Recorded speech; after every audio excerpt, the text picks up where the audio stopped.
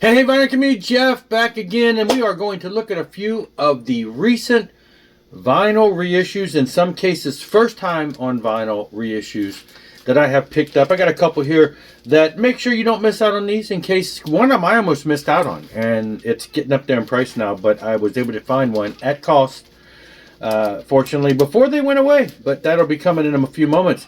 Let's look into this. This is just some great stuff. Hammerfall's Threshold, their 2006 release. Now, in 2006, there was a picture disc edition of this that came out. I don't see where there was an actual non-picture disc edition, aside from like a test pressing, which might be out there somewhere. But the Hammerfall stuff is being somewhat systematically reissued nowadays. And so this is, looks like from what I can tell on Discogs, the first time it's been reissued on vinyl since that initial 2006 picture disc that came out. I'm not a big picture disc fan, so I'm glad to have this. There's a couple have come out at the same time. This one dropped in price a little, and I had an Amazon coupon, so I grabbed it. It's on blue. Trying to pick up the Hammerfall reissues as quickly as I can when they come out. There are a couple that I'm still waiting for, but great to have another one. It's probably about the third one I've got in the past couple months. So these are hot off the press, just came in like the day before I'm shooting this video, which may be a couple days later. First time on vinyl, Deliverance. I should probably, let's start with this one. There's two of them. Assimilation. This marks the final two releases of Deliverance material on vinyl, and they are all now on vinyl except one, which is a live album, which is pre-ordered, which is coming. So literally everything from the studio releases and live that Deliverance has done will be on vinyl by the time that comes out. But these are the last two studio albums. Kind of a comeback album. Assimilation 2001. The band had been kind of, they had done some different material, different styles and stuff. Kind of came back to a little bit of a grittier heaviness here. Fans loved it. I loved it. Came out, there was two editions, a double disc edition, which had some like bonus instrumental stuff.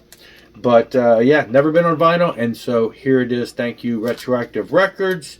Part of the limited run vinyl release series, 200 copies printed. Go to boonsoverstock.com to get that. And likewise, the 2007, So As Above, So Below.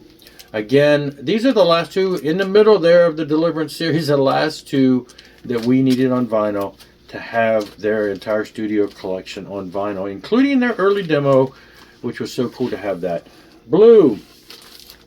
So, it needs to have the royal treatment as usual. Scott Waters has a lot of the work on that. And, got the insert, got the vinyl, got the beautiful cover artwork and everything restored. This is the newer artwork.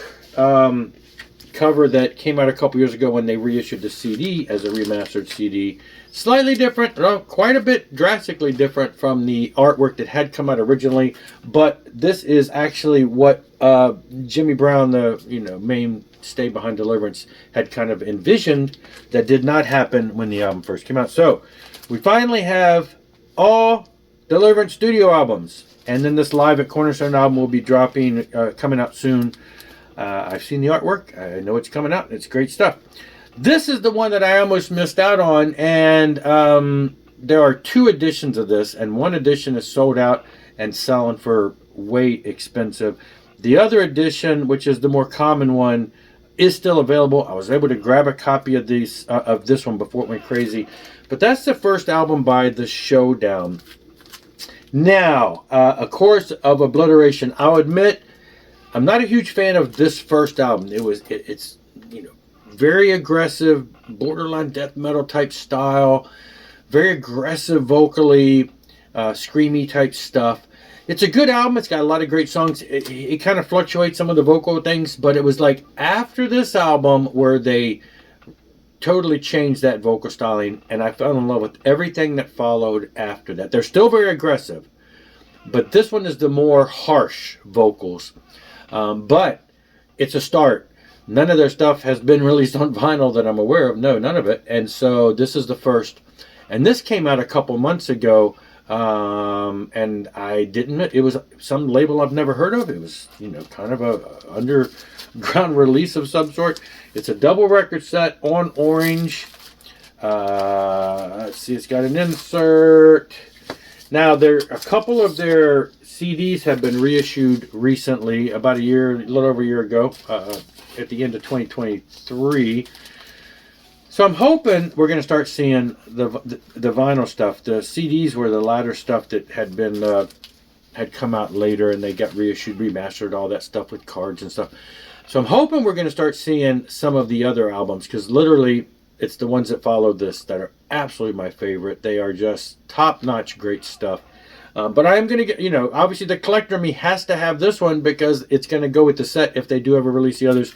And I like this album, but it's of all the albums that they did, this is my least favorite style. Most people love this album and hate the rest if you're into that harsher stuff. So I'm the oddity, I guess, or the minority in some ways.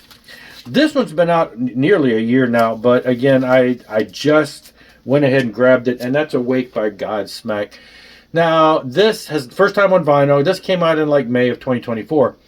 I found a copy for a really cheap price, so I grabbed it. A lot of the Godsmack stuff is starting to come out. They got one of their other albums that's about to drop on vinyl, so this stuff is being reissued, and a few of the other ones are out already. But this one, like I said, is the one that the price dropped on, so I went ahead and grabbed it. And I'll probably pick up a handful of the other stuff. One of the few bands of this era that, you know, were kind of zoned out on the grunge and the alternative stuff. But, you know, there are a handful of the more metallic sounding bands like Godsmack that are more appealing. So, anyway, that's it. 5 great reissues that you may have missed out on. Make sure you check it out and grab them before they're gone. Some of these are very limited, and they'll be gone before you know it. That's it for this one. Thanks for watching, and I'll see you later. Rock on and rock hard.